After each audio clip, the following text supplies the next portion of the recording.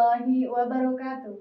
Alhamdulillahirabbil alamin. Pada kesempatan kali ini kita dapat berjumpa kembali pada acara Podcast Unik yang bertemakan mengenai tafsir Al-Qur'an ayat Al-Baqarah ayat 183 dari perspektif ilmu balaghah yang akan disampaikan oleh salah satu dosen dari Fakultas Tarbiyah Prodi PBA Pendidikan Bahasa Arab, yaitu Bapak Ali Abdul Khaliq MPDI. Tanpa berlama-lama mari kita sapa beliau.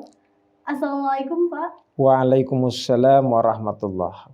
Bagaimana Pak kabarnya, sehat? Alhamdulillah sehat walafiat. Untuk materi kali ini membahas mengenai tafsir Al-Baqarah ayat 183 dari perspektif ilmu balaghah, dan yang akan saya pertanyakan yang pertama itu dari dasarnya dahulu mengenai apa pengertian dari ilmu balaghah. Pertama, mari kita pahami dari ruang lingkup qawaidul lughah. Qawaidul lughah itu dengan kata lain adalah aturan-aturan di dalam bahasa Arab. Aturan-aturan di dalam bahasa Arab paling tidak ada 3 aspek. Pertama, ada yang disebut dengan qawaidul binyah. Qawaidul binyah itu adalah kaidah-kaidah tentang bentuk kata. Ilmu yang mempelajarinya adalah ilmu shorof. Yang kedua, ada yang disebut dengan qawaidut tanzimi, aturan-aturan tentang penyusunan kalimat. Ilmu yang mempelajarinya suka disebut ilmu nahwu. Yang ketiga, ada yang disebut dengan qawaidul uslub atau aturan-aturan tentang gaya bahasa. Ilmunya namanya ilmu balaghah. Jadi pada intinya adalah ilmu balaghah itu satu ilmu yang mengkaji tentang gaya bahasa, baik dari sudut pandang cara memahaminya ataupun dari sudut pandang cara menyampaikannya. Itu pada pokoknya jadi inti dari ilmu balaghah, fokusnya adalah husnul fahmi wal ibhami, memahami dengan baik sekaligus memberi pemahaman yang baik. Apa yang dipahami oleh ilmu balaghah? Pada pokoknya yang dipahami ilmu balaghah, yang diajarkan ilmu balaghah, salah satunya adalah fahmu ma'ani tarkib, memahami tujuan-tujuan dari adanya susunan. Susunan itu dipelajari di dalam ilmu nahwu seperti adanya jumlah ismiyah, terdiri dari mubtada khobar. Nah, itu adalah ilmu nahwu. Adapun tujuan dari adanya susunan itu, mengapa adanya jumlah ismiyah? Apa tujuannya jumlah ismiyah? Apa tujuannya jumlah fi'liyah? Itu garapannya ada pada ilmu balaghah. Masya Allah. Untuk pertanyaan yang kedua nih Pak, mengenai atau terkait kembali ke tema yang dibahas mengenai ilmu tafsir dan hubungannya dengan ilmu balaghah, mungkin menurut Bapak seperti apa? Menafsirkan Al-Quran artinya upaya untuk memahami isi kandungan Al-Quran. Salah satu alat yang dipakai untuk memahami susunan dari Al-Quran adalah melalui analisis ilmu balaghah. Ayat-ayat Al-Quran terdiri dari susunan-susunan lafad. Dengan kata lain terdiri dari tarkib-tarkib, terdiri dari struktur-struktur bahasa yang terbentuk. Untuk menggali susunan-susunan itu jelas membutuhkan alat. Dan alat itu diantaranya adalah ilmu balaghah. Di mana ilmu balaghah salah satu dari fungsinya adalah untuk memahami ma'ani tarkib, tujuan-tujuan dari susunan-susunan bahasa. Oleh karena itu sangat berkaitan erat antara ilmu balaghah dan ilmu tafsir, di mana ilmu balaghah sebagai penunjang bagi mufassir untuk menafsirkan Al-Quran, di mana melalui balaghah mufassir mampu menyingkap asrar balaghiyah, nilai-nilai tersembunyi dari sebuah lafaz, sehingga mampu memahami bagaimana lafaz itu dijelaskan dengan analisis-analisis yang mendalam. Lalu dari beberapa pertanyaan yang tadi terkait Quran surat Al-Baqarah, ayat 183 yang menjadi tema pada podcast kali ini, yang berbunyi A'udzubillahi minasyaitonirrajim.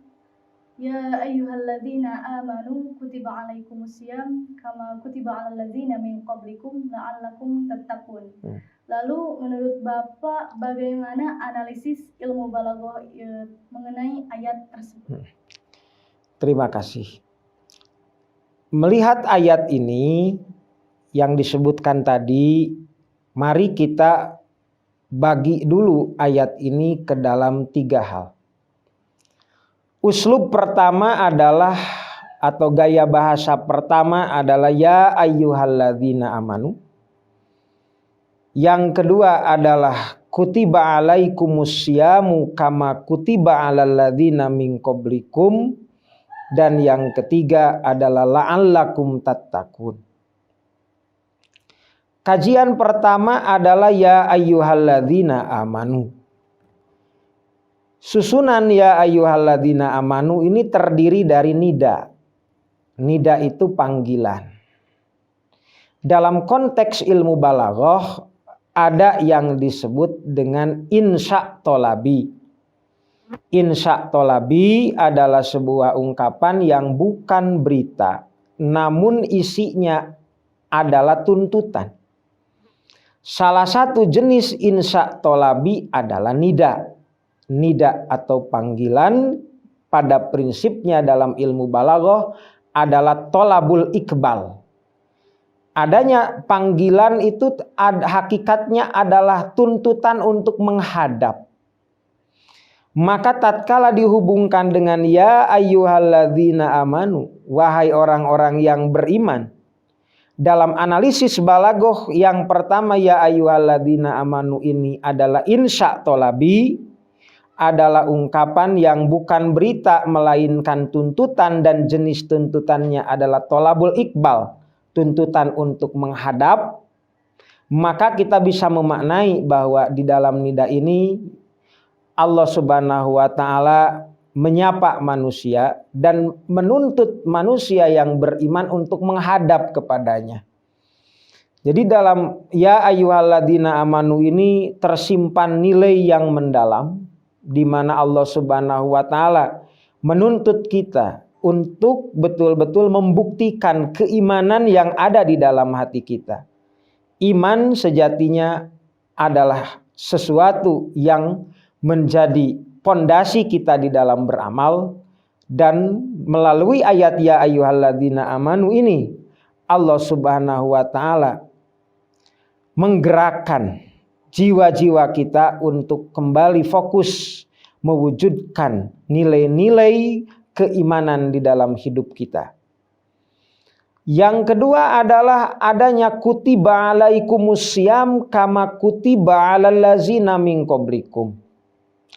Susunan kutiba alaikumusiyam, diwajibkan bagi kalian asyamu puasa.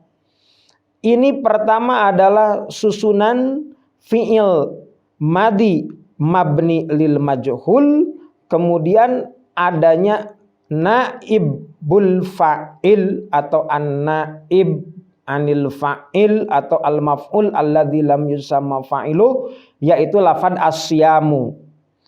Di sini bahasanya tidak dengan bahasa dia telah mewajibkan kepada kalian puasa, tapi bahasanya diwajibkan pada kalian puasa. bahasanya kutiba alaikumusyamu, ini menunjukkan bahwa yang pertama puasa itu hakikatnya adalah taklif, adalah pembebanan, yaitu adanya lafad kataba tadi menggunakan mabni lil majhul, jadi kutiba diwajibkan. Jadi kita punya keparduan, kewajiban melaksanakan puasa. Yang kedua ada isyarat bahwa puasa itu sejatinya bukan untuk kepentingan Allah, tetapi untuk kepentingan manusia itu sendiri. Maka hikmahnya tidak disebutkan Allah telah mewajibkan kepada kalian puasa, tapi bahasanya telah diwajibkan kepada kalian puasa. Memang Allah lah yang mewajibkan puasa, tetapi kewajiban puasa bukan untuk kepentingan Allah, tetapi untuk kepentingan manusia itu sendiri. Betapa hebatnya ayat Al-Quran menggunakan pola yang sangat hebat, yaitu adanya al-maf'ul alladzi lam yusamma fa'iluh atau naibul fa'il dalam redaksi ini. Selanjutnya dalam redaksi ini pun ada kama kutiba 'alal ladzina min qablikum, sebagaimana diwajibkan pada orang-orang sebelum kalian. Di sini ada tasbih. Ka itu tasbih. Dalam balaghah nanti dipelajari tasbih. Tasbih itu adanya penyerupaan. Di sini jenisnya adalah tasbih mursal mujmal. Tasbih mursal dalam pemahaman disebutkan ada tasbihnya atau lapad yang menunjukkan makna seperti, yaitu adanya ka di sana. Tetapi tidak disebutkan adanya wajah syabah atau letak persamaannya seperti apa. Maka di sini disebut tasbih mursal mujmal. Mursal disebutkan ada tasbihnya yaitu ka, kemudian mujmal dibuang wajah syabah atau letak persamaannya. Maka disebutlah ini tasbih mursal mujmal. Hikmahnya apa sesungguhnya yang menjadi wajah syabah, letak persamaannya antara puasanya di zaman Nabi Shallallahu Alaihi Wasallam dengan umat sebelumnya, sehingga ada lafad ka, ada lafad seperti. Nah, maka para ulama memberikan penjelasan, ulama ahli balaghah, ulama ahli tafsir, bahwa persamaan antara umat terdahulu dengan umat zaman Nabi SAW dalam konteks puasa adalah pil pardiyah la al-kaifiyah, dalam keparduan bukan dalam tata caranya. Terakhir adalah allakum tattaqun, di sana menggunakan fi'il mudhari tattaqun. Tattaqun itu mudah-mudahan kalian bertakwa, artinya bahwa melalui puasa, mudhari itu kan sedang atau akan.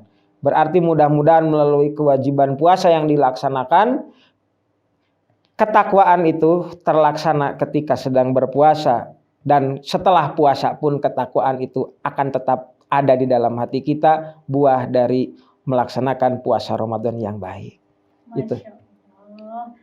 Terima kasih banyak Bapak atas pemaparan materinya. Dari kesimpulan yang bisa kita ambil yaitu mengenai pentingnya antara tafsir Al-Quran dan ilmu balaghah itu sendiri ya Pak? Betul. Tentang mengenai memahami, menyempurnakan juga. Untuk podcast hari ini, mari kita tutup dengan pembacaan hamdalah bersama-sama. Alhamdulillahirabbil alamin. Wallahu muwaffiq ila aqwamit thoriq. Wassalamualaikum warahmatullahi wabarakatuh. Assalamualaikum warahmatullahi wabarakatuh.